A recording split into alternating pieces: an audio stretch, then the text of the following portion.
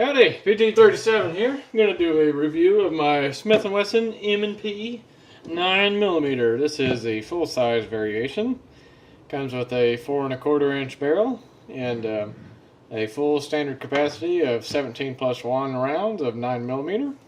And the 40 comes, I believe, with 15 rounds, and the 45 comes with 10 rounds. Obviously both plus 1. And let's just get started with the safety check. I know it's loaded, so I'm going to unload it. We got some Barnes TAC XPD in there, some mean rounds. Check them out. I haven't tested them yet, but from what I've seen, they're pretty lethal, so I trust them. And they've cycled pretty good. But anyway, enough of ammo. I'm going to start with the gun, just to talk about the features of it. What really drew me to the gun is I had an SD9VE. I really liked it. Smith & Wesson, you know. So, I mean, I already kind of had my eye on Smith & Wesson because I really liked that gun. And I just love the looks of these. I've had my eye on one for a while, and I finally decided to get one. And I wanted to compare it to other guns when I was looking at it. So I looked at the Ruger American. I also looked at the 6-hour P320. I was really wanting the SIG too. But comparing them both side by side, I think the Smith & Wesson just fit my hand better with the changeable back strap. I mean, it had the medium grip on it. That's what's on it now. But when I looked at it, it had this grip on it. And it just seemed to just fit my hand like a glove. You know how 1911 feels. I'm sure most of you think 1911 feels awesome in your hand. This is the next best thing. I mean, I don't know if it's quite as good as the 1911 feels, but it just fills you up your hand. Like, I mean, oh man, I just can't talk enough about how ergonomic this gun is. It feels awesome. The only thing I would change about the ergonomics is I'd square off the trigger guard, because I kind of like to get my front finger on that. But I think I'm going to try to start putting my finger under it. I mean, not a big deal, but I'm just going to see what way works better for me. But you can still put your finger on there. It doesn't feel as good as like a SIG does. SIG's got the squared off trigger guard, and Glocks do too. I like that feature about them. The SIG felt pretty good in my hand, and Glocks, I don't like how they feel in my hand at all. But I do like trigger guards on them. But anyway, I thought this felt a little better than the SIG and the Ruger. I thought the Ruger didn't feel too bad. Neither one of them felt too bad. I just already kind of wanted Smith & Wesson, and it felt the best out of them three. And also the trigger. The trigger is pretty darn good on this gun, if I do say so myself. You may disagree, but it is checked. It is a very crisp trigger. Now, it is heavy. I will say that. It is a kind of a heavy trigger. But, I mean, you got some take up, then you just hit a wall.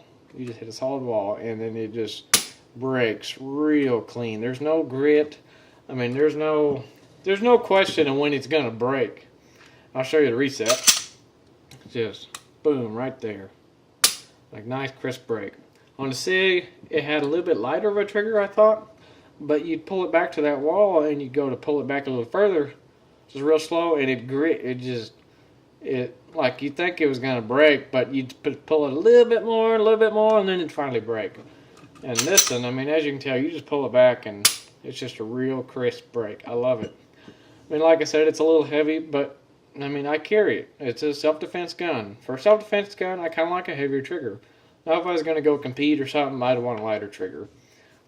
But, I mean, they also make trigger kits for this. You can get an Apex trigger kit, and I've heard they're awesome. But I don't really plan on getting one for this because, I mean, I think it's good how it is. And also, I'll move on up to the serrations. I really like these fish scale style serrations. They're not sharp, but I mean, you can get a real good purchase on them. Love it. And I did paint these blue. I want to remove it because they don't really look that good. But you can do that, just so you know. You can paint that stuff blue or whatever color you want. I'm probably just going to take it out and leave it standard. And the sights, I'll move on up to the sights. The sights are pretty good, 3 dots. And this rear sight is adjustable. I have not adjusted it, but I believe it's drift adjustable. That, or maybe it's just to hold it down. But I'm pretty sure it's adjustable. I could be wrong, so don't hold me to that one. But Anyway, sights are pretty standard. I mean, like on most guns, come with that. It has a loaded chamber indicator. And it is fully ambidextrous. I will say that. I'm a lefty, and this is just awesome. It's got a slide release over here on the left side, right where you need it. And I have switched the magazine release over to the left side. So it is fully ambidextrous. That's another reason I really wanted this gun. The SIG was too, and I want to say the Ruger was too. So, I mean, most of them's getting that way now, which that's good. And now I will talk about some of the things I don't like about this gun. The only things I really don't like is, like I said, this trigger guard. I wish it was squared off, had some serrations or something on the front of it. But I mean, that ain't a big deal, just kind of a minor gripe. And then also the slide release, it is stiff. Yeah, if you're gonna hold your hand where it should be, which granted I got small hands, so you might not have as much trouble with it as I do. I don't have a whole lot of trouble, but usually I do better if I hold the gun kind of sideways and push it down. I wish the slide release was extended, like it came like back to here, gave you some more leverage on it. I think if they made an extended slide release, which they might, I'd definitely look into getting one. I mean, not that there's anything wrong with this one. It releases it just fine. It's just kind of stiff. And it may loosen up the more I shoot the gun and the more I work it. So, like I said, they ain't big gripes. It's just gripes, pretty much. And this is really a dumb gripe, but I'm still going to say it. I think the front of this gun kind of looks like it's sagging. Like, I know the frame isn't, but the way the fit is, it looks like the gap between the slide and the frame is kind of bigger on the front part. And that could just be bogus, but it just looks that way. That's it. Aesthetically, that's the only thing I can find wrong with this gun. Other than that, I think it's a gorgeous gun, and I love it. I love the beaver tail on it, and it just fits great. And the breakdown is real easy. I'll break it down real quick. Lock back slide, turn the lever, and then it does have a sear disconnect in it.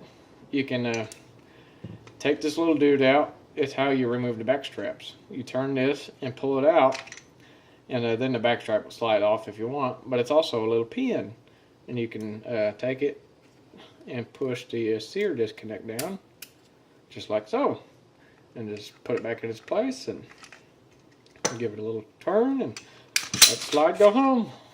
That's how it comes off. Pretty simple. I mean, I usually just pull the trigger, but for those of you that don't like to pull the trigger, that's a nice option. And the only other thing I will say about the gun I don't like is sometimes, like, if the slide kind of bumps into that piece, not a big deal, but sometimes it kind of annoys me when I'm putting it back together and the slide catches that.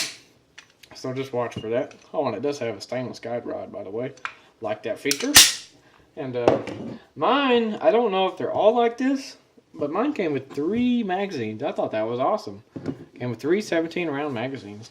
Some I looked at didn't. Like the 40 model, I don't think it did come with 3 magazines. So keep that in mind. And here's the box. A nice Smith & Wesson hard plastic box. Show you what all you get. It's a nice case. I really like it. You get your warranty information. And you get your small and large back straps. So if you got a wife that wants to shoot, you can slap on the small back straps. She may like it better. If you got a huge brother, then slap on the big one. And you get your lock, of course. And what else you get? Oh, you get your owner's manual. I can wiggle it out of there. Owner's manual. And I'll put my receipts in there. That's the only other thing I got. But yeah, it's a pretty nice gun. I got this one for $440. I thought that was quite the deal. Get a nice full-size pistol and come with 3 magazines and a nice hard case. It's a really good gun. It's a really good buy, I thought. And also done a review, or a comparison, not a review, of the this against SD9VE. I've since sold the SD9VE. I found a really good deal on the SIG, so I sold that and bought a SIG, and now I'm probably going to sell the SIG and get me a shield. So I like this thing so much, I either want to get another one or in like 40 or 45, or get me a shield. I'm kind of leaning on towards a shield. But yeah, check out that video if you're interested in that. It's SD9VE versus M&P differences, I think it's called. But the SD9VE is a great gun, but if you got the extra money, I'd highly recommend upgrading to this, and it's worth the extra money in my opinion. But this gun is very accurate, by the way. I'm still getting the trigger down. I was used to the SD9 trigger. It's a more of a double action style, and I got pretty good with it. This one's more like a heavy single action, and sometimes I pull with it, but the more I shoot it, the better I'm getting. I shot it the other day, man. I ain't got the paper on me, but I put 4 or 5 shots in a row in about a group that big, about a 2 or 3 inch group, just standing. I think it was about 7 yards. And for me, that's pretty good. I'm not the best shot with the pistol. I'm a lot better with the rifle, but I'm trying. But so far, I did have some issues when I first started. The first magazine I ran through, oh man, it jammed 3 or 4 times. I was like, what is the deal? And then I realized I just took it out of the box and oiled it real quick, just slapped some oil on it. And somehow I accidentally got oil all over the feed ramp. The slide had locked back after the last round, and I looked at that feed ramp, and powder was stuck to it, and it was just disgusting. So I was like, that's probably my problem. I've since cleaned the feed ramp, and I've ran at least 60, 70 rounds through it since then, and I haven't had it jammed on the first one. The first round I did after I cleaned it, and then ever since then it's been fine. So I trust it. I ran a magazine of critical defense through it. Oh, they all function great. So I trust a handgun. It wasn't a handgun that had problems. It was me. I was just being an idiot and didn't realize it. But anyway, thanks for watching my review, and highly recommend this gun. Not saying go buy it, but I'd definitely give it a look over if you're looking for a nice full-size handgun. And by the way, I do carry this thing concealed, and it conceals pretty nice. I wouldn't plan on doing a lot of running or something, but if you're just going out to the grocery store or somewhere, then it's pretty good. It works pretty well for concealed carry. And I got an alien gear holster on the way. I'll do a review on that when I get that and let you guys know what I think of that. Thanks for watching.